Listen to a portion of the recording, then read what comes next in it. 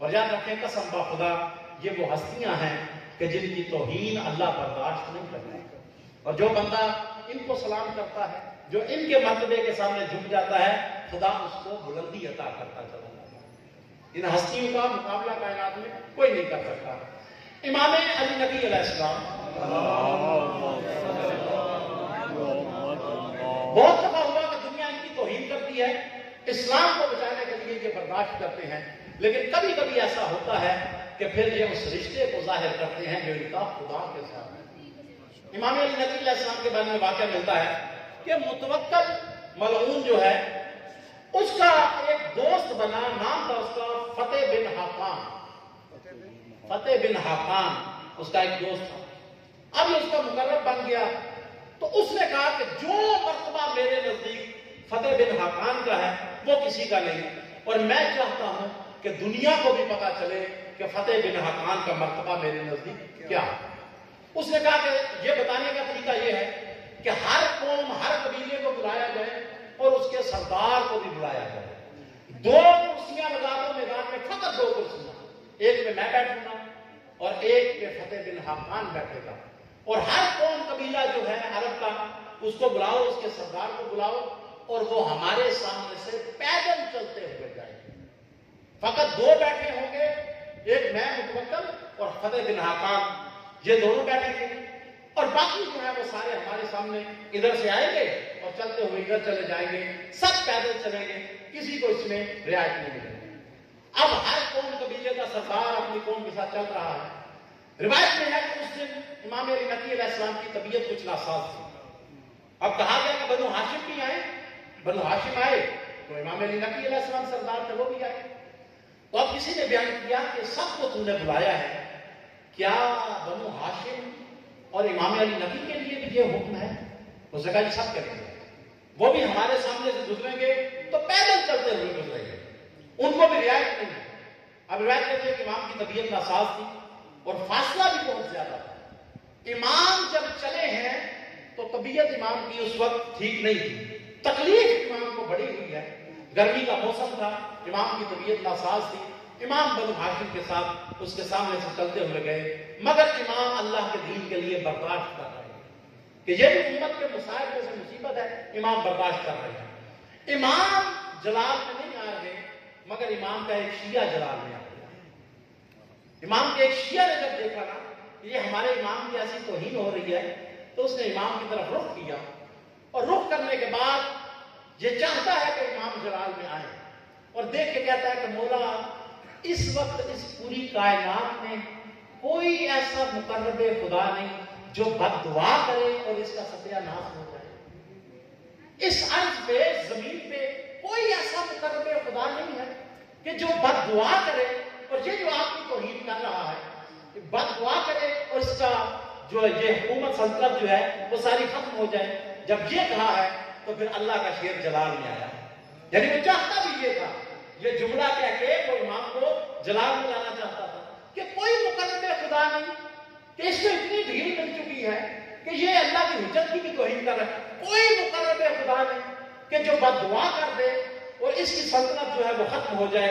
امام نے دیکھا، اور دیکھنے کے بعد امام ارشاد فرماتے ہیں قسم با خدا اللہ کے نزدیک میرا ایک ناخن بھی سالے کی اونٹنی سے زیادہ مقام رکھتا ہے، میرا ایک ناخن بھی سالے کی اونٹنی سے زیادہ اللہ کے نزدیک مقام رکھتا ہے۔ بس اتنا کہا اور امام خاموش ہو گئے۔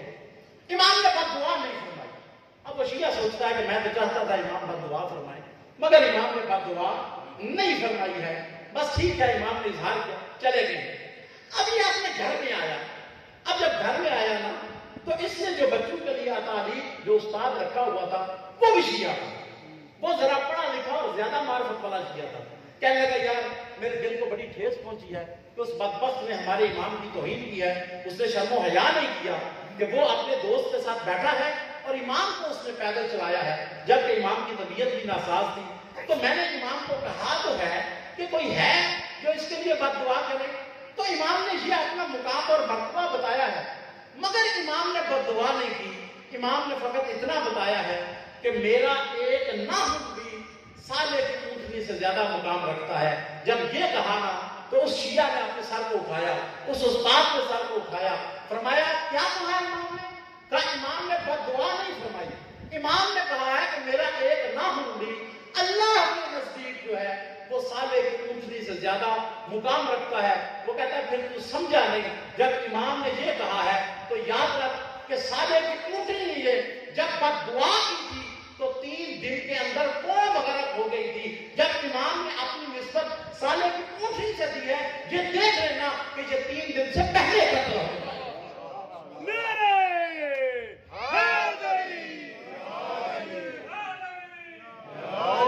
یہ 3 دن کے امام نے بد دعا نہیں فرمائی، مگر امام نے کسی اور کے ساتھ نسبت نہیں دی۔ امام نے فرمایا کہ میرا ناخن سالے کی اونٹنی سے زیادہ مقام اللہ کے نزدیک رکھتا ہے۔ جب امام نے نسبت یہ دی ہے، یہ 3 دن سے زیادہ زندہ نہیں رہ سکتا، اور وہ بیان کرتا ہے کہ ابھی 3را دن ہوا تھا کہ اعلان ہوا کہ اس کا دوست بھی قتل ہو گیا ہے اور جو مرحوم بھی قتل کر دیا گیا ہے۔ اور وہ کہتا ہے میں نے جا کے دونوں کی لاشوں کو دیکھا، رشتہ دار نے قتل کیا ہے۔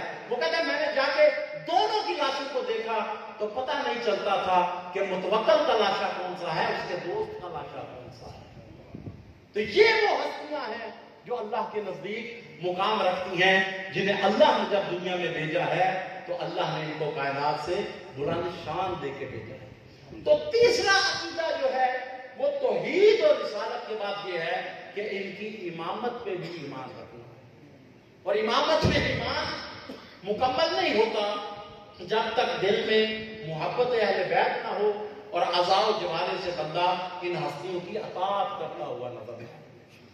50 قسم کی نشانیاں علماء نے بیان کی ہیں ائمہ معصومین کی، کہ اگر کوئی بندہ امام کو پہچاننا چاہے تو وہ امام کو پہچان سکتا ہے۔ 50 نشانیاں مل کے لفظ بات پڑھ لیجیے۔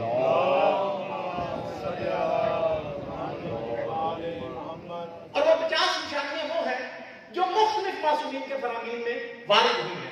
کسی معصوم کے فرمان میں امام کی 5 نشانیاں ہیں، کسی میں 10 نشانیاں ہیں، ان کو اکٹھا کیا ہو سکتا ہے کسی عالم نے اکٹھا کیا ہو تو اس سے زیادہ بھی مل جائیں گی۔ 50 بڑی بڑی نشانیاں جو ہیں وہ امام کی بیان کی گئی ہیں۔ پہلی امام جعفر صادق علیہ السلام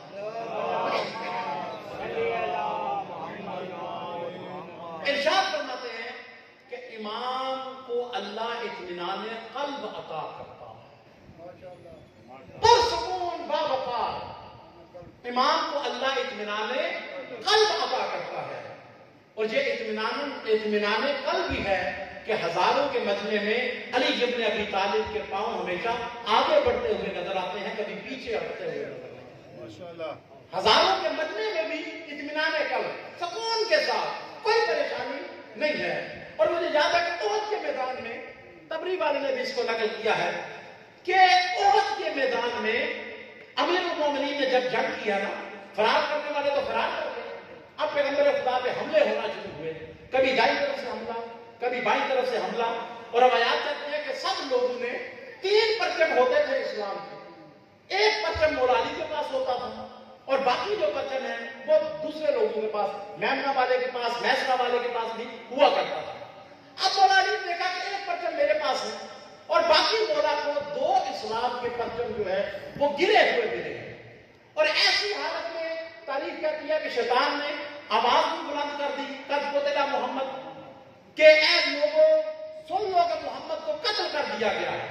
فرماتے ہیں کہ میں نے وہ تینوں کے تینوں پرچم اٹھائے، اور جب شیطان نے یہ آواز بلند کی تو تقریر لکھتا ہے کہ بہت سارے لوگ جو جنگ کر رہے تھے جب یہ آواز سنی نا کہ محمد قتل کر دیے گئے تو انہوں نے اپنی تلواروں کو پھینک دیا کہ جب محمد قتل ہو گئے تو جنگ کرنے کا کیا فائدہ ہے۔ لیکن وہ لکھتا ہے کہ یہ آواز جب علی کے کانوں تک پہنچی ہے تو مولا نے اپنی تلوار کے نیام کو توڑ کے پھینک دیا، اور علی ابن ابی طالب لڑتے بھی جاتے تھے اور کہتے بھی جاتے تھے جب محمد قتل ہو گئے تو علی بچ گیا، کیا اب علی زندہ رہ کے کیا کرے گا۔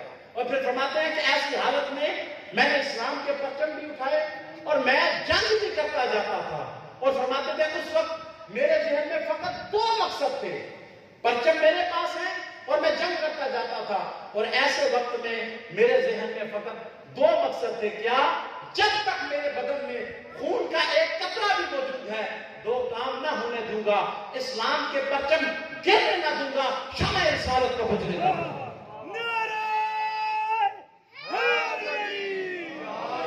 پیغمبر خدا کے پاس پہنچے، ان کا تلاش کرنا شروع کیا اور جنگ کر رہے ہیں۔ دو مقصد ہیں، اسلام کے پرچم گرنے نہ دوں گا، شمع رسالت کو بجھنے نہ دوں گا۔ 80 کاری زخم ہیں جو مولا علی کو لگے ہیں، اس جنگ میں 80 کاری زخم جو ہیں وہ مولا علی کو لگے ہیں، اور حالت یہ ہو گئی تھی کہ کھڑے ہوتے تھے پھر گر جاتے تھے، پھر پیغمبر کا دفاع کرتے تھے، پھر گر جاتے تھے۔ لیکن روایت کہتی ہے کہ جب پیغمبر خدا کی حفاظت فرما لی ہے نا، اور پیغمبر خدا نے جب مولا علی کی حالت دیکھی کہ 80 کاری زخم جو ہے وہ بدن پہ لگے ہیں، پیغمبر خدا نے دو عورتوں کی ڈیوٹی یہ لگائی کہ تم اپنی سوئی لے کر علی کے زخم سیو۔ اب وہ عورت یہاں کہنے لگی یا رسول اللہ، علی کی حالت جو ہے وہ بہت زیادہ اچھی نہیں ہے، اس لیے کہ ہم ایک زخم میں روئی کو داخل کرتے ہیں وہ دوسرے زخم سے نکل آتی ہے۔ حالت یہ ہے، لہو بڑا بہہ گیا ہے، 80 کاری زخم لگے ہیں۔ پیغمبر خدا پریشان ہوئے اور امیر المومنین تشریف فرما ہے اور پیغمبر خدا آئے ہیں۔ روایت کہتی ہے کہ جیسے ہی پیغمبر کو دیکھا ہے نا تو مولا علی بیٹھنے کی کوشش کر رہے ہیں، اور پیغمبر کی پریشانی یہ تھی کہ پیغمبر خدا پریشان ہے کہ میرا بھائی زخمی ہو گیا ہے، مگر ایک جملہ کہہ کے پیغمبر خدا کی پریشانی کو ختم کیا۔ جب پیغمبر نے دیکھا نا کہ علی بن ابی طالب شدید قسم کے زخمی ہیں، دیکھ کے ارشاد فرمایا، کہا یا رسول اللہ پریشان ہونے کی ضرورت نہیں، اس خدا کا شکر ہے جس نے مجھے مصطفیٰ کی حفاظت کرنے والا بنا کر بھیجا ہے، فرار